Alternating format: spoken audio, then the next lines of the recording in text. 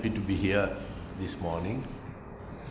Just a few days ago, Susanta called me and wanted me to be present here, and I was more than happy to respond. Because one of the portfolios assigned to me now is research. In addition to higher education, it is research. And I want to spend a little time in that short period in which I will be minister to do something to encourage research. Even earlier when I was Minister of Finance, I discussed with Dr. Gunatilaka, and I was able to make a subvention to the Royal Asiatic Society. And I think I'll be able to continue that. I'll try my best to make that an annual grant, because we need much more research in this country. The amount of money that is spent on research in Sri Lanka is abysmally low compared to other countries. So there are so many structural problems. We must discuss those. Just now Nimal told me that, for example, even in our universities you can't do a PhD thesis in Sinhala language. There are so many discrepancies like that which have to be looked into. And I looked at the number of papers that are being presented at this seminar. I must compliment you, because you have such a wide variety of subjects and a wide variety of new young scholars who will be presenting their papers. So a new generation of scholars must come, because I know that our history is not yet complete. What we call the Anuradhapura period or the Polonnaruwa period is only a small part of the real history of that time.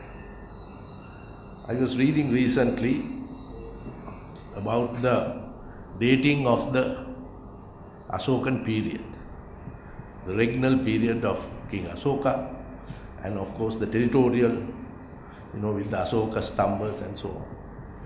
Do you know that even the Archaeological Commission of India at that time, under Cunningham and Marshall, were able to date the Asokan period only because of the information available in the Mahavamsa. It was through the information in Mahavamsa that they were able to get an exact idea of not only the lineage of the Mauryas, but also the actual deity. The Mahavamsa was a crucial factor, information in the Mahavamsa at that time. Originally it was translated by Turner and subsequently by Reverend Hikadu Sumangala and Batuwantudavi Devarakshita. They translated the Mahavamsa, and the information was crucial as far as understanding the Sakyan period, the Mauryan period, the dating of Asoka, and also even the reading of the script. For example, I discovered that Cunningham was assisted by a Sri Lankan scholar called Ratnapala. Nobody knows who this Ratnapala was, who made such a big contribution to Indian archaeology. I think that's one area you can do a paper on that, to find out who this was. Because he was the person who was actually instructing both Cunningham and Marshall regarding the local languages. Now if you take, for example, the Anuradhapura period, there was some reference to Abhayagiri and Jethavan. The role of Abhayagiri, I think, has been downplayed considerably, because that was the Mahavihara view. Mahavamsa portrayed the Mahavihara view, there's nothing wrong with that. But if you look at the evidence that is coming up, now the Rampota, what is the text? What is Mahayana text? Prajna Paramita. There are excerpts from the Prajna Paramita, which is the basic text of Mahayana.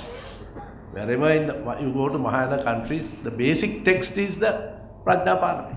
Now that was found when excavations were done, I think in Abhayagiri or Jethavan. So I think the